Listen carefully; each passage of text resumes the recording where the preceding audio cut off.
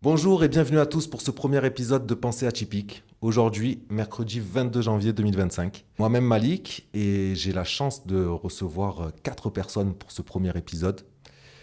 Donc là, je vais faire un tour de table, hein. Je reçois Mathilde aujourd'hui. Mathilde, bonjour. Salut Malik, merci pour ton invitation. Tristnet, bonjour à toi et bienvenue. Bonjour à tous, en espérant que vous passerez un bon moment devant ce podcast. Nous avons Materlect. Bonjour, j'espère que vous passerez un bon moment pendant ce podcast. Et enfin, Monsieur Luni. Bonjour et merci pour l'invitation, heureux d'être là.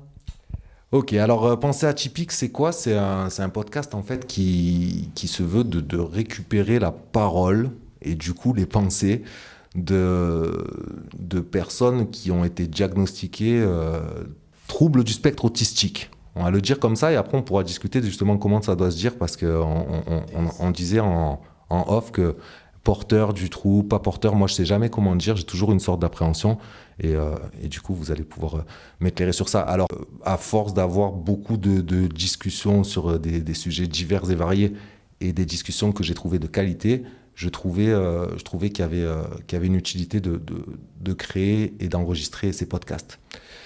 Du coup, je vais peut-être vous laisser vous présenter un petit peu plus largement avec votre âge et peut-être ajouter à quel moment ou à quel âge vous avez été diagnostiqué TSA. J'ai actuellement bientôt 34 ans et j'ai été diagnostiquée à 28 ans. Donc j'ai eu un diagnostic plutôt tardif, même si on peut aussi être diagnostiqué à 40, 50, 60 ans. Et en fait, donc je suis ici aussi parce que j'ai une chaîne YouTube depuis 2020, donc juste après mon diagnostic. J'ai créé la chaîne YouTube dans les yeux d'April, dans laquelle je témoigne parce que j'avais besoin d'exprimer mes ressentis en tant que femme autiste. Et donc je suis ici pour parler justement, partager avec les autres autistes des réflexions sur l'autisme, sur comment on fonctionne. Et j'aimerais bien avoir votre avis aussi sur ce que ça vous a apporté d'être diagnostiqué plus jeune que moi. Merci Mathilde. Donc comme tu disais, je reprends juste pour dire que t'as plusieurs casquettes aujourd'hui au sein du GEM, en sachant que tu es adhérente et que tu seras stagiaire dans les prochains mois à venir et pourquoi pas même y travailler dans le futur en tant qu'animatrice et qui est aussi, et qui serait travailleuse pair. C'est comme ça qu'on dit, parce que toi-même, tu es TSA. Voilà. Tristnet, je te laisse te présenter. Bien le bonjour, moi c'est Tristnet. J'ai 18 ans et demi actuellement et je suis au GEM de Salon depuis quelques mois maintenant. Et j'ai été personnellement diagnostiqué à partir de mes 1 an et demi parce que je suis non seulement TSA mais aussi TDAH. C'est-à-dire que j'ai un trouble autistique avec hyperactivité. Ce qui fait que j'ai été diagnostiqué très tôt. Merci. On va y revenir après, c'est intéressant.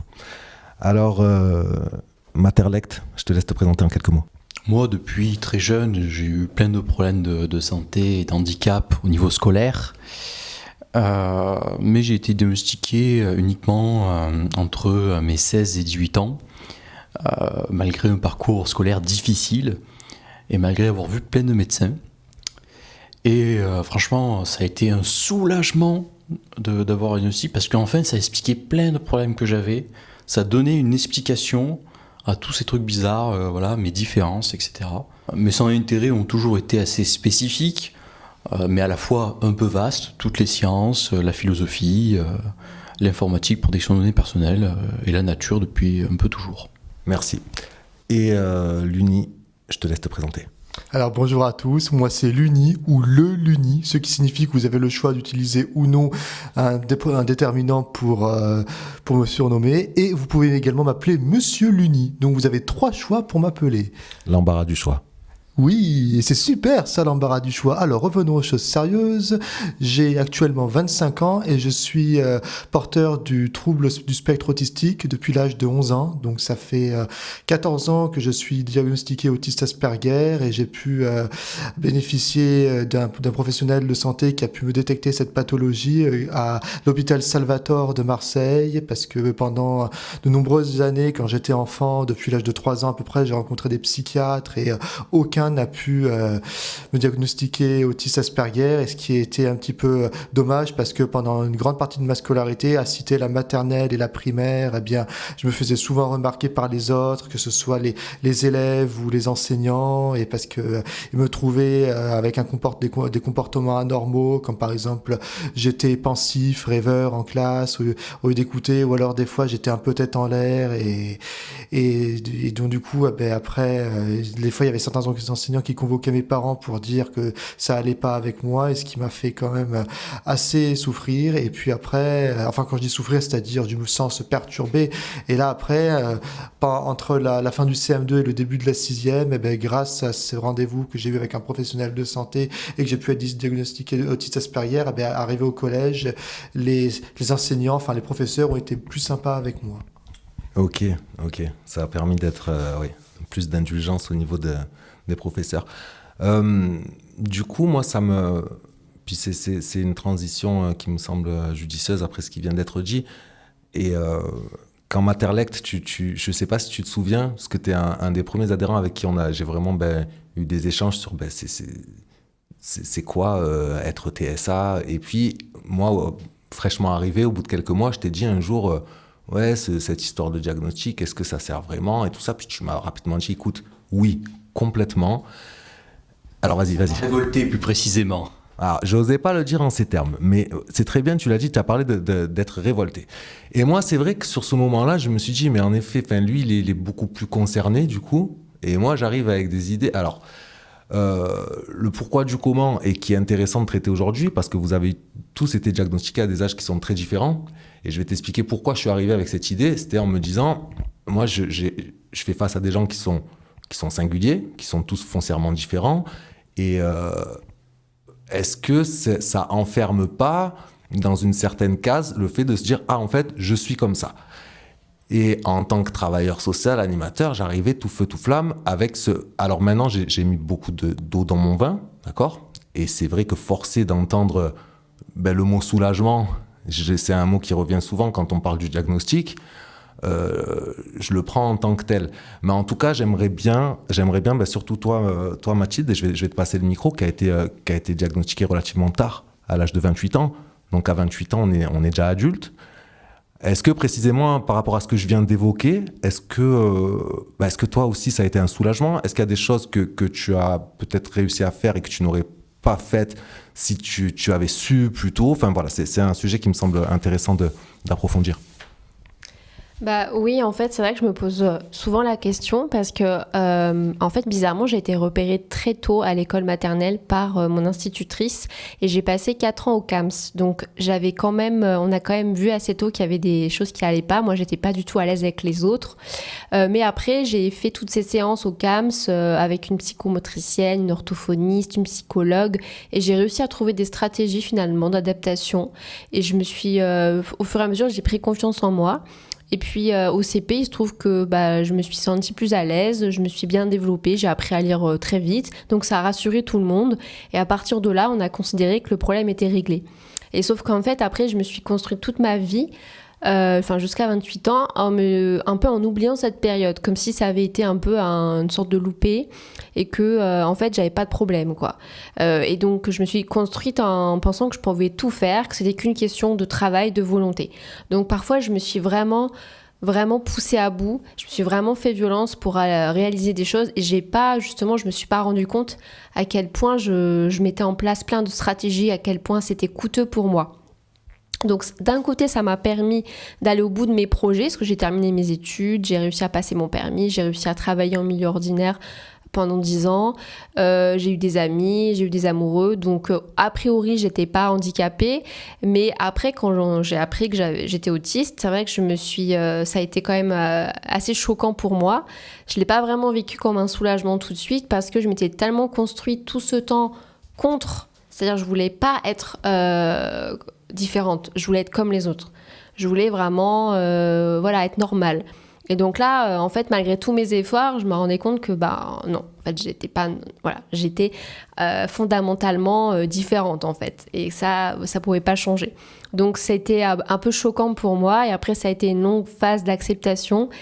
et de réaliser en fait après coup tous les efforts, qu'en fait tout ce temps où je disais que j'étais fatiguée, en fait c'était pas la même fatigue que les autres. Quand les autres me disaient oui, moi aussi je suis fatiguée, non, c'est peut-être pas la même fatigue, c'est peut-être pas le même degré. Donc en fait d'un côté ça m'a un peu préservée, je me suis pas rendu compte que je faisais des efforts surhumains, mais de l'autre je me suis quand même dit peut-être si j'avais su plus tôt, j'aurais été un peu plus indulgente envers moi-même, je me serais peut-être un peu plus fichu la paix et puis un peu plus respectée, voilà. Donc c'est vrai que quand j'entends des diagnostics d'1 an et demi, 11 ans, moi j'étais loin du compte pour le coup, mais ça m'intéresse de savoir un peu comment vous avez vécu, vous, d'être diagnostiqués beaucoup plus jeunes, les garçons, parce que moi ça n'a pas été mon cas. Alors moi c'est quand même plutôt particulier parce que j'ai été diagnostiqué à mes 1 an et demi. Parce qu'on s'est rendu compte très très vite, sûrement dû à mon hyperactivité, que j'avais quand même une grosse différence. Et c'est quand même très spécial étant donné que du coup moi j'ai vécu, que ce soit ma maternelle, comme ma primaire, comme mon collège, et même mon lycée d'ailleurs, avec ce qu'on appelle une AESH. Donc c'est une personne qui va assister l'enfant dit handicapé dans sa vie scolaire.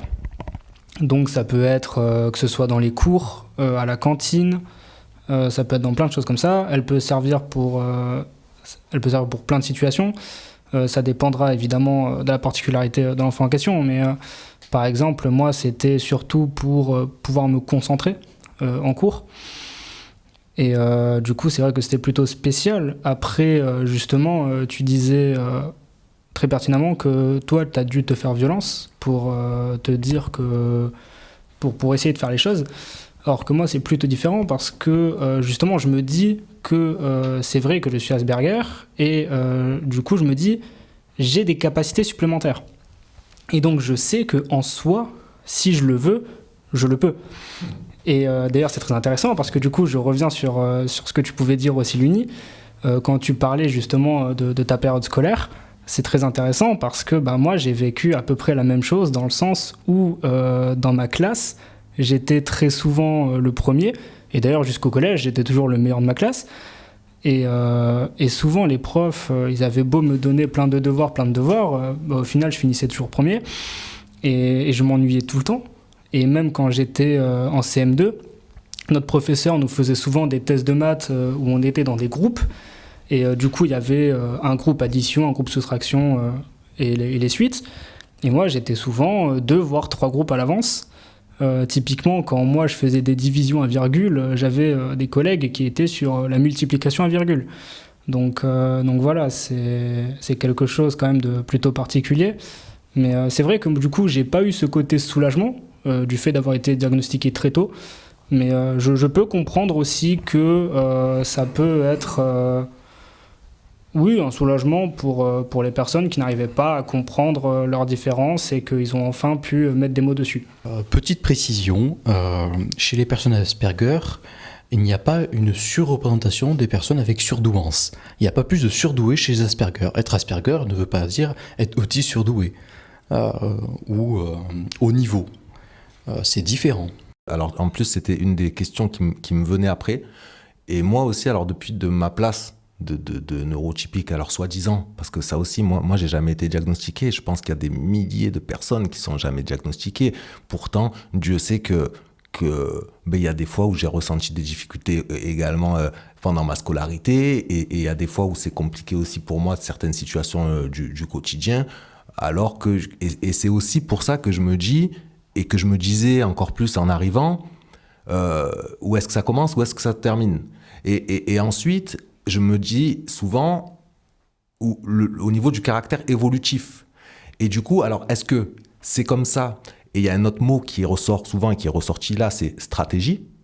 Et on a eu plusieurs discussions avec toi, Materlect, par rapport à ces stratégies, en fait, qui sont, du coup, le caractère évolutif avait une corrélation avec les stratégies qui étaient appliquées pour arriver à vivre le mieux possible en société, ou du moins de mieux en mieux, quoi. Ça fait beaucoup de questions en une. En tout cas, est-ce qu'on peut parler un peu sur et le caractère évolutif et cette histoire de stratégie? Très vaste sujet. En fait, déjà, on peut pas tous, adopter des stratégies pour compenser en partie nos, inadaptations aux situations, à certaines situations. Ça dépend beaucoup, en fait, de la personne, un peu de la société, de tout ça et plein d'autres choses, qui fait qu'on n'a pas tous les capacités à pouvoir évoluer et pouvoir, du coup, s'adapter et trouver des stratégies. Moi, par exemple, j'ai plein de handicaps, liés à l'autisme et d'autres pas liés à l'autisme. Par exemple, la foule, je la crains. Même avec des boules caisses, ça ne suffit pas. Ça ne suffit pas. Même si c'est une foule où je sais c'est que des amis. Ça ne change pas. J'ai beau adorer peut-être certaines musiques qui sont dans mes centres d'intérêt, peut-être, mais je pourrais jamais écouter un concert d'eux-mêmes. Il y a d'autres autistes, par contre, vu que c'est dans nos centres d'intérêt, ils peuvent supporter. Mais ce n'est pas le cas de tous les autistes. Est-ce que tu penses que par rapport à cette histoire de diagnostic, c'est-à-dire qu'un diagnostic posé sur une personne à un moment précis, est-ce qu'on peut évoluer et avoir moins de troubles, moins de difficultés au fur et à mesure des années, ou est-ce que c'est uniquement les stratégies qui permettent d'y arriver? Uniquement les stratégies. L'Uni, Oui. est-ce que ce qu'on vient de dire, est-ce que ça t'évoque, est-ce que toi tu as des stratégies, c'est-à-dire est-ce que tu as mis en place des petites choses au quotidien qui te permettent de mieux vivre dans ce monde? Oui, déjà c'est une chose assez intéressante que je peux dire depuis que je suis un petit peu moins débordé au niveau de mon emploi du temps. Eh bien, j'ai pu avec joie retourner au GEM, et là du coup, eh bien ça me permet déjà de vivre une vie un peu de loisir, y rencontrer du monde, et puis avancer dans mes projets, et puis découvrir de nouvelles activités, venir en aide surtout pour la société, afin qu'ils puissent après à la fin de leur donner une bonne image de moi. Et donc et puis surtout donc ma stratégie pour essayer de ne pas me renfoncer dans mon handicap d'autisme, c'est d'essayer de faire en sorte d'avoir une vie une vie normale, c'est-à-dire occuper bien mes journées, à faire diverses activités, voir un peu du travail personnel. Ok. Eh ben, ta réponse, elle me semble très pertinente parce qu'en fait, tu parles du GEM. Et le GEM, c'est un dispositif national, c'est groupe d'entraide mutuelle. Et il y a 3 types de GEM. Donc, il y en a un qui est pour les traumatismes crâniens, il y en a un qui est pour les troubles psy, et il y en a un qui est pour les TSA. Et en fait, ça veut dire tout simplement que s'il y a des gens qui, au bout d'un moment, ont décidé de faire un GEM pour les TSA, c'est que les stratégies, elles peuvent être aussi partagées entre les personnes qui ont été diagnostiquées sur le même trouble. Et peut-être que Tristnet, en parlant avec l'Uni, tu peux lui dire, moi, quand je suis stressé par rapport à la foule, alors je vais dire n'importe quoi, c'est vraiment un exemple, hein. J'ai remarqué que si je mettais une capuche et un casque, je le vivais beaucoup mieux. Et peut-être que l'Uni, il va essayer ça dans une semaine et qu'il va dire, en effet, là, c'est de l'échange de stratégie au final, j'ai envie de dire. Tu voulais dire quelque chose en particulier, peut-être Un exemple de stratégie qu'on ait beaucoup d'autisme en place, mais que certains neurotypiques peuvent mettre en place parce qu'ils ne le savent pas forcément, c'est par exemple essayer d'apprendre une liste de phrases à poser quand ils rencontrent quelqu'un, de questions à poser, pour essayer de socialiser. Chez beaucoup de neurotypiques, ça vient plutôt naturellement. Mais chez les autistes, ça vient quasiment jamais naturellement. C'est quelque chose à apprendre et à avoir consciemment en tête s'ils veulent. Sinon, ils vont avoir beaucoup de mal. Ça me fait penser, ce que tu es en train de dire, à nos échanges quand on n'est pas tous les deux en face, en vrai. Et c'est vrai, alors qu'on a de grandes discussions, je pense qu'on s'apprécie l'un comme l'autre. Et or, quand on doit passer par le téléphone ou par... je ressens toujours un petit peu ce que tu étais en train de dire, quoi. Toi, comment tu le perçois, toi? Pour moi, alors c'est ma spécificité, j'ai beaucoup de mal sur les téléphones quand je suis pas en face de quelqu'un, à encore plus de mal à savoir quoi dire Et comment réagir, c'est extrêmement plus dur. Et pour que les auditeurs puissent comprendre, alors par exemple, exemple concret, je t'ai envoyé un message une fois, alors c'est vraiment le message neurotypique. Je crois que je t'ai marqué « Comment ça va ?» Le problème, c'est que moi, je ne sais jamais répondre à ce type de phrase, parce que soit ça me donne l'impression de mentir, soit j'ai un pavé à mettre, donc je le fais pas. Tu m'as d'ailleurs répondu en me disant « Écoute, je sais pas vraiment quoi te répondre. » Et là, j'ai compris et je me suis dit « Oui, ma question était beaucoup trop ouverte pour une entrée en matière, Mathilde. » En fait, pour les neurotypiques, quand on dit ça va, c'est une sorte de norme sociale, en fait, de code pour amorcer l'échange et la conversation. Et nous, les autistes, comme on prend tout au premier degré, on va vraiment répondre à la question. Donc, on va dire non, ça va pas du tout. Et puis là, on va commencer à déblatérer et la personne va être un petit peu mal à l'aise parce que c'est pas son intention. Et nous, on va pas comprendre non plus pourquoi elle a pas l'air de bien réagir à notre réponse. Donc, en fait, c'est ça le décalage, quoi. Ben, à la question « Ça va ?» Moi, j'ai menti énormément de fois dans ma vie. Parce que le nombre de fois où ça n'allait pas. Mais pourquoi est-ce que j'ai dit ça va ? Parce que c'est une norme sociale. Comme on dit, c'est parce que je sais que c'est ce qu'on attend. Je me suis même pas posé la question, est-ce que j'allais pouvoir dire la vérité ? Et moi, ce que je trouve fascinant, et je vais te passer le micro, ben, c'est de travailler quotidiennement, d'être en lien avec des gens qui vont me dire non, ça va pas. Et en fait, je trouve ça a beaucoup plus de sens, de vérité, si on se dit juste la réalité de ce qui est. Parce que imaginez-vous le monde neurotypique, on est plein de mensonges, on peut voir quelqu'un pendant des mois en lui disant est-ce que ça va, la personne te dit oui ça va, juste parce que c'est une norme sociale. Donc pendant des mois, la personne peut être en souffrance, mais nous, ben, on se dit que ça va parce qu'on se dit toujours tous que ça va, même quand ça va. Je sais pas trop quoi ajouter, au final c'est à mon sens. Oui, il y a un trait qui est partagé par beaucoup d'autistes, c'est de ne pas aimer mentir, ou même des fois même de ne jamais mentir. C'est très partagé. Donc on a tendance à toujours avoir une franchise dans nos conversations, en face à face, etc. Alors ça peut arriver qu'on apprenne à mentir et qu'on le mente, mais c'est rarement agréable. Alors Trisnet, tu vas ajouter quelque chose, je t'en prie. Alors c'est vrai que c'est très marrant parce que j'avais un peu pareil à l'époque, à l'époque, je dis ça comme si j'avais 80 ans, mais oui, à une certaine époque, il y a quelques années, j'avais un peu cette même pensée de norme sociale, et donc quand on me demandait si j'allais bien, je disais oui, ça va. Jusqu'à ce que je voie pas mal de ce qu'on peut appeler des TikTok, des Reels pareil, où ils étaient en mode ok c'est une norme sociale, mais demande à tes amis s'ils vont vraiment bien, et ça sera pas pareil. Et depuis ce jour, d'ailleurs comme on s'est dit bonjour ce matin Malik, à l'heure d'aujourd'hui je réponds plus spécialement ça va, je réponds des phrases simples, mais je dis quand ça va pas. Mathilde.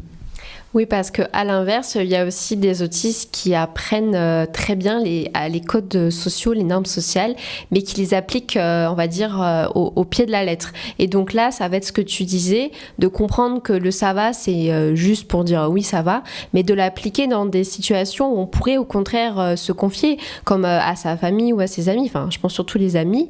Et donc là, de trop appliquer le code social, mais dans des situations où on pourrait peut-être justement être un peu plus sincère et dire les choses telles qu'on les ressent, quoi.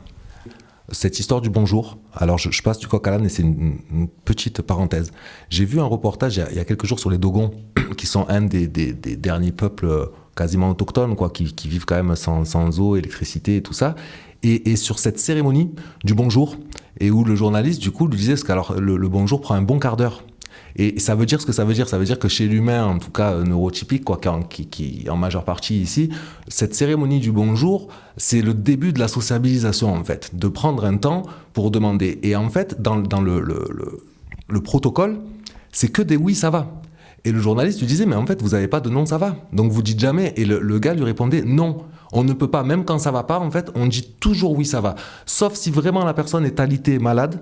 Là, on va dire, elle est alitée, malade, et on a un autre protocole.